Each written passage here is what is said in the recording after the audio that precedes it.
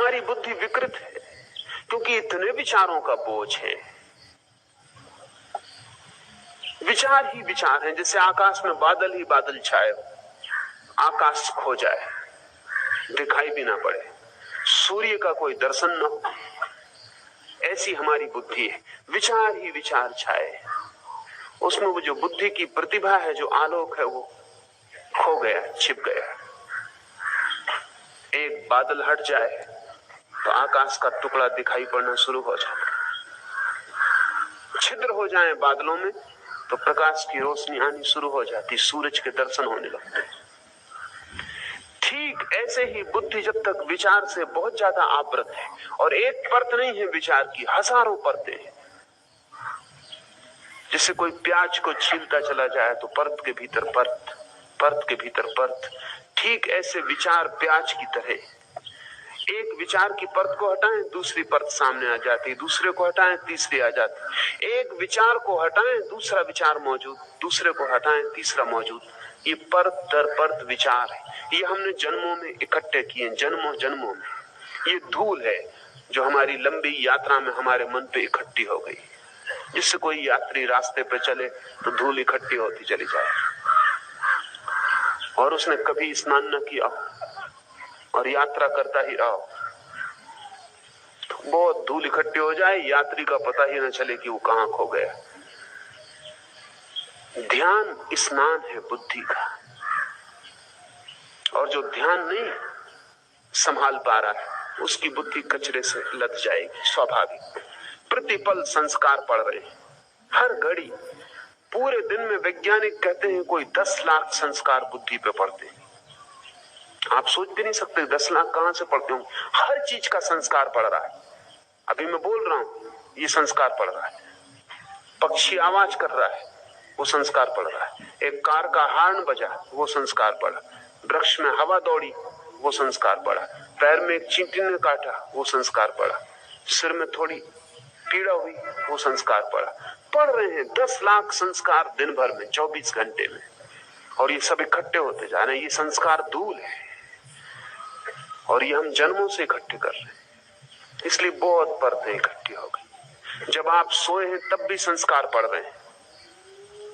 नींद लगी है आपकी, लेकिन इससे कोई फर्क नहीं पड़ता, क्योंकि बुद्धि पूरे वक्त काम कर रही। बाहर कोई आवाज होगी, नींद में भी संस्कार पड़ रहा है। गर्मी पड़ेगी, संस्कार पड़ रहा है। मच्छर आवाज कर रहे हैं, संस्कार पड़ रहा है। करवट बदली, संस्कार पड़ रहा है। गर्मी है, सर्दी है, पूरे पूरे समय बुद्धि इकट्ठा कर रही है। हर चोट, बुद्धि की क्षमता बहुत ज्यादा है। वैज्ञानिक कहते हैं कि अनंत संस्कार बुद्धि इकट्ठी कर सकती। आपके इस छोटे से सिर के भीतर कोई 7 करोड़ सेल है, और एक एक सेल अरबों संस्कार इकट्ठा कर सकता है। इसलिए कोई अंत नहीं। सारे दुनिया का जितना ज्ञान है वो एक आदमी की बुद्धि में समाया जा सकता है। ये जो इकट्ठी होती परतें हैं, इनके कारण आप आच्छादित हैं। इस आच्छादन को तोड़ना पड़ेगा। इस तोड़ने का प्रारंभ बुद्धिमान साधक को चाहिए। पहले वाक आदि समस्त इंद्रियों को मन में निरुद्ध करे। इसलिए मौन का इतना मूल्य है। मौन का अर्थ है आप बाहर और भीतर बोलना बंद कर रहे हैं, क्योंकि बोलना बुद्धि की बड़ी गहरी प्रक्रिया है। बोलने के द्वारा बुद्धि बहुत कुछ इकट्ठा करती रहती है, और जो भी आप बोलते हैं वो आप सिर्फ बोलते नहीं हैं, बोला हुआ आप सुनते भी हैं। उसके संस्कार और सघन हो जाते हैं। जब आप एक ही बात बार बार बोलते रहते हैं तो आपको पता नहीं कि आप बार बार सुन भी रहे हैं। संस्कार गहरे होते जा रहे हैं। और आप कचरा बोलते रहते हैं। सुबह अखबार पढ़ लिया, फिर दिन भर उसी को लोगों को बोले चले जा रहे हैं। कोई व्यर्थ की बात जिसका कोई भी मूल्य नहीं, जिससे किसी को कोई लाभ नहीं होगा, उसको आप बोले चले जा रहे हैं। अगर आप अपने 24 घंटे का विश्लेषण करें तो आप पाएंगे कि 99% तो कचरा था जो आप न बोलते तो किसी का कोई हर्ज न था। ध्यान रहे, जिसे बोलने से किसी को कोई लाभ नहीं हुआ है, उसे बोलने से हानि निश्चित हुई है। क्योंकि न केवल आपने दूसरे के मन में कचरा डाला है, जो कि हिंसा है, जिसका कोई मूल्य नहीं है, वो आप बोल के दूसरे के मन में डाल दिए। और जब आप बोल रहे थे तो आपने फिर से सुन लिया है, वो आपके भीतर दोबारा गहरा हो गया, उसकी फिर से संस्कार पड़ गया, फिर कंडीशनिंग हो गई। अगर आप एक असत्य को भी बार बार बोलते रहे तो आप खुद ही भूल जाएंगे कि वो असत्य है। इतने संस्कार भीतर पड़ जाएंगे कि वो लगने लगेगा सत्य। एडोल्फ हिटलर ने कहा है कि कोई भी असत्य को सत्य करना हो तो एक ही तरकीब है, उसे बोले चले जाओ। दूसरे ही मान लेंगे ऐसा नहीं है, आप खुद भी मान लेंगे।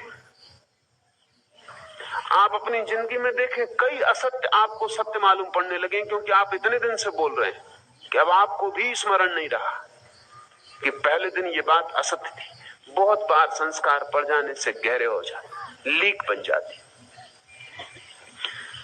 पहला काम है साधक के लिए कि वो वाणी को संयत कर ले, वही बोले जो बिल्कुल अनिवार्य हो, अपरिहार्य हो, जिसके बिना चल ही ना सकेगा। ये दुनिया बड़ी शांत हो जाए अगर लोग अपरिहार्य को बोले, व्यर्थ को ना बोले। व्यर्थ को बोल के बड़ी झंझट में पड़ते हैं, क्योंकि बोल के आप ही थोड़ी बोलते हैं, दूसरा जवाब भी देगा। थोड़ा आप सोचें कि अगर आप संयत रहे होते, मौन रहे होते, तो कितने उपद्रव आपके जीवन से बच गए होते।